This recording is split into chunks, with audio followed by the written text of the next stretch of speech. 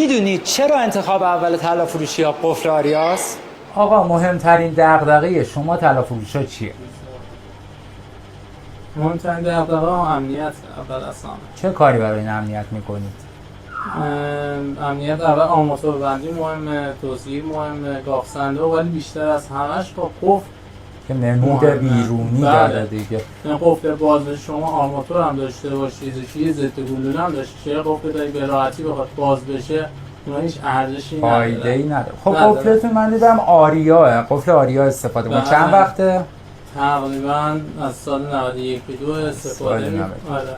که به ترتیب هر روزش رو باز پیشرفت کرده، جدیدترش اومده، ما جدیدترش رو گرفتیم و دیگه رضایت داشتید. بله، هم به روزش هم کردیم.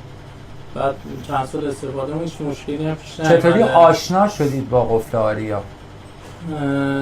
از اولین باری که خب این نوع ساختارش خب متفاوت بود.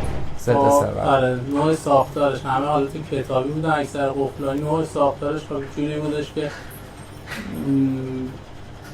حالت به قول محافظ بود، نمیشد پرش بدی و اینا. اون ساختارش البته یه قشنگی هم داشت به خاطر اون. بعد گرفتیم دیدیم نه واقعا کارآمده. پس راضی بود. بله. خیلی